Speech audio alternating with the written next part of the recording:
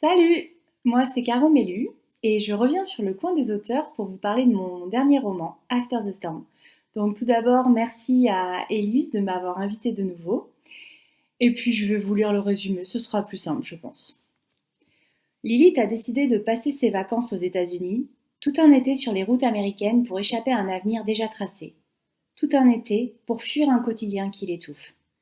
C'est au milieu de la tempête qu'elle rencontre Wes. Lui aussi fuit sa vie et l'image que les autres lui renvoient. Lui aussi se demande comment ne pas finir asphyxié par toutes ces choses qui le dépassent. Au cœur de l'orage, ces deux êtres perdus vont se trouver et se reconnaître. Seulement, qu'adviendra-t-il après l'orage?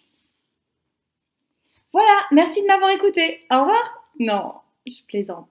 Ok, c'était pas drôle. Bon, non, je sors pas, je reste. Je vais vous lire le premier chapitre pour peut-être vous donner envie d'aller voir la suite. La dédicace s'adresse à toutes celles et ceux qui marchent à côté du sentier. Le premier chapitre s'intitule Lilith, du nom du personnage principal féminin.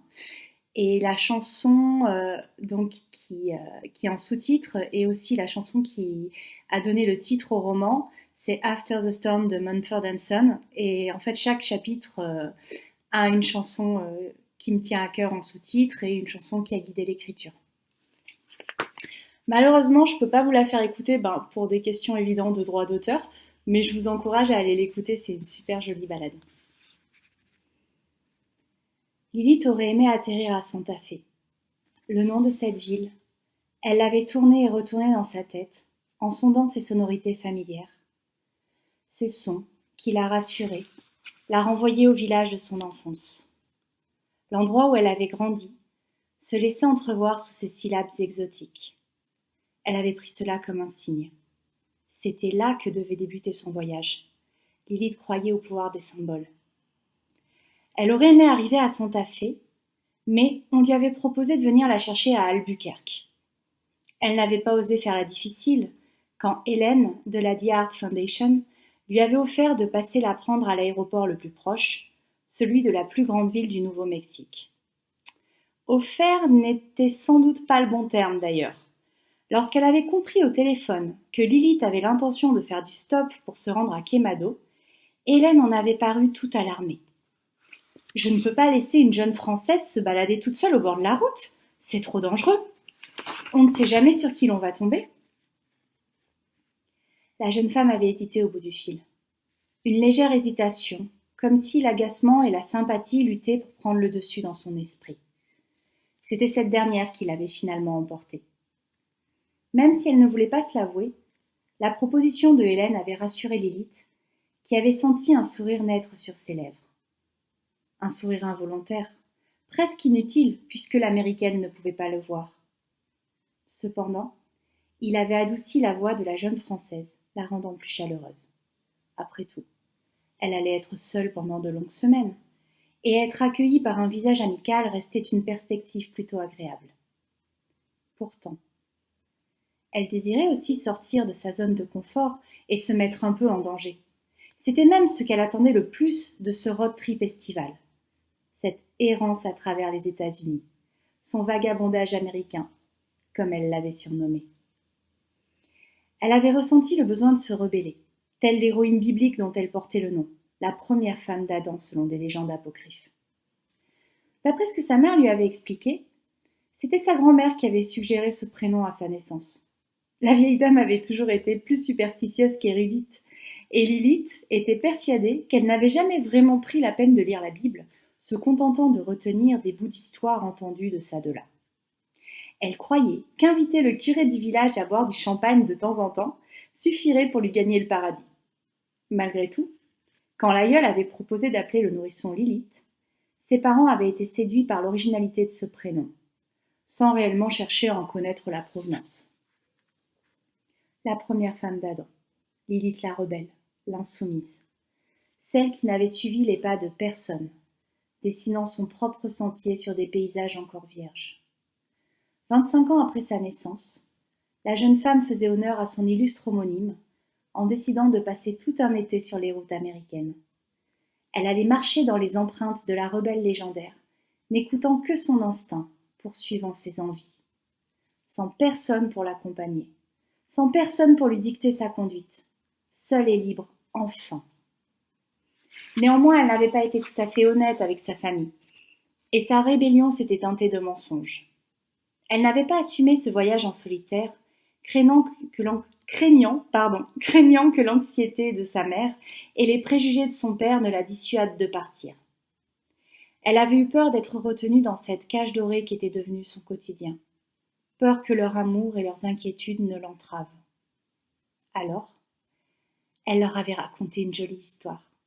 C'était sa spécialité. Elle n'aimait pas mentir, mais elle adorait lâcher la bride à son imagination.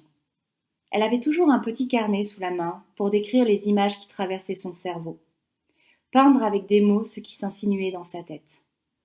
Elle avait prétendu avoir été embauchée en tant que jeune fille au pair pour un contrat de 3 mois dans une famille à San Francisco. Une jolie histoire. San Francisco. Elle n'avait pas l'intention d'y mettre les pieds, mais tout le monde connaissait cette ville.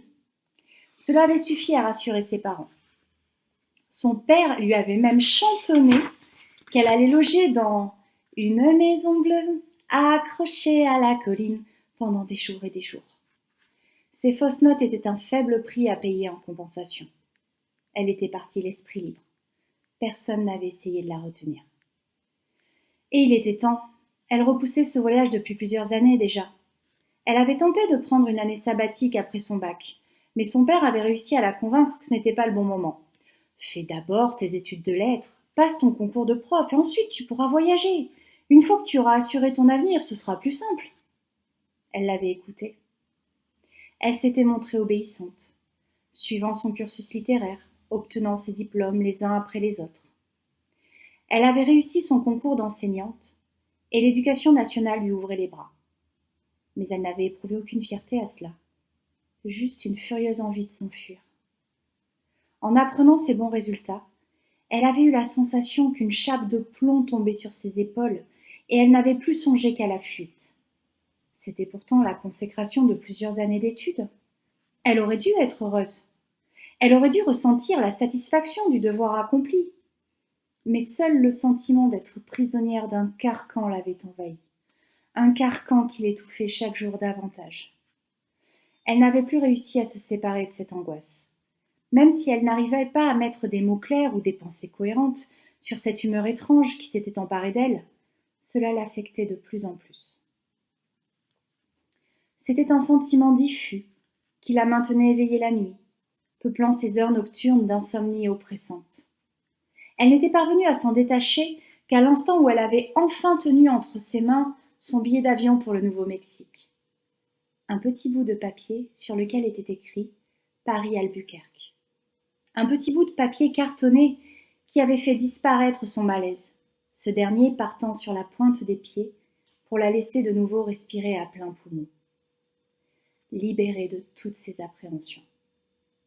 Et elle avait conservé cet état d'esprit même quand elle s'était retrouvée au milieu d'inconnus à l'aéroport d'Albuquerque. Elle n'avait pas prêté attention à la foule, hypnotisée comme à son habitude par un détail incongru. Elle avait longuement contemplé un carreau fêlé sur le sol, un peu plus sombre que les autres. Puis son regard avait balayé le carrelage du couloir des arrivées, et l'intégralité de la mosaïque s'était révélée à elle. Des diagonales de carreaux marron foncé traçaient des lignes sur un ensemble plus clair. Elle avait été tentée de ne marcher que sur les espaces clairs. Elle avait été tentée de ne marcher que sur les espaces clairs comme une enfant. Mais les gens qui la frôlaient l'avaient obligée à avoir une trajectoire linéaire. Ils lui avaient ôté cette fantaisie. Après avoir lâché un soupir mi-amusé, mi-résigné, la jeune femme s'était dirigée vers la sortie, où l'attendait Hélène, munie d'un panneau. Une pancarte sur laquelle les lettres noires de son prénom s'étalaient en déliés gracieux. Elle avait tout de suite été à l'aise avec Hélène.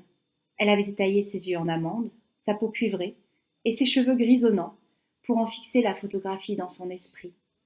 Une image mentale en attendant de pouvoir la décrire dans son carnet tout écorné. Celui qu'elle emportait partout avec elle, presque comme un doudou.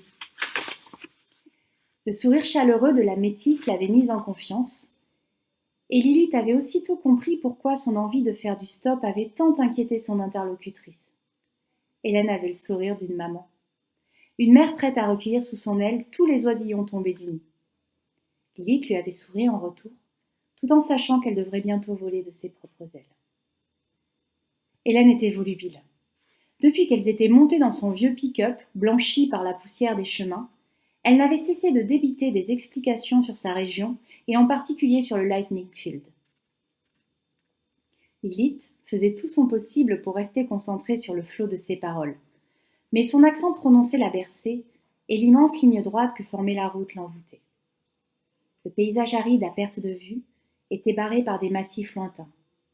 Sous ses yeux charmés, les herbes jaunies de la plaine prenaient des reflets étranges à cause de la lumière singulière d'un ciel chargé de nuages épais aux teintes sombres. Des nuages d'orage, songea Lilith, et elle ne put retenir le sourire qui monta à ses lèvres. Hélène dut remarquer l'expression ravie de la jeune femme, car ses réflexions se firent l'écho de ses pensées. « Tu as de la chance. On dirait bien qu'il va faire orage cette nuit. Tu vas pouvoir admirer l'œuvre de Walter de Maria dans les meilleures conditions, celle qu'il a imaginée quand il a créé sa sculpture. » La jeune Française acquiesça. Le choix du Nouveau-Mexique comme point de départ de son périple n'était pas dû au hasard. Depuis qu'un de ses professeurs de fac lui en avait appris l'existence, elle avait rêvé de découvrir cette œuvre de land art, composée de centaines de pylônes en acier. Un champ d'éclairs, une sculpture d'orage. C'était pour cela que ce ciel si sombre l'enchantait. « Je suis bien la seule personne présente sur le site ce soir ?» demanda-t-elle alors qu'Hélène quittait la route principale. L'Américaine lui lança un regard désolé avant de se justifier. « Je sais que tu désirais être seule, mais il y a eu un imprévu. Quelqu'un s'est ajouté au dernier moment. Je n'ai pas pu refuser. C'est l'artiste lui-même qui m'a appelé pour réserver une place pour l'un de ses amis. Je suis navrée. » Bien que contrariée, Lilith ne le montra pas à la conductrice. Elle ne voulait pas paraître ingrate, alors que cette dernière avait fait plusieurs heures de route uniquement pour s'assurer qu'elle arriverait à bon port sans encombre.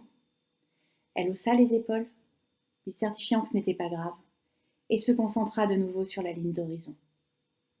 Elle oublia ce compagnon indésirable et laissa son esprit vagabonder sur les paysages désertiques qu'elle traversait. Ses pensées se gorgèrent de cet air desséché, ses yeux s'abreuvèrent aux couleurs de ce monde nouveau, et au loin, le ciel électrique ne semblait attendre qu'elle. Voilà, j'espère que ça vous aura donné envie de lire la suite et de découvrir ce compagnon indésirable qui va partager cette nuit d'orage avec Lilith. Merci à vous et puis bonne continuation, à très vite.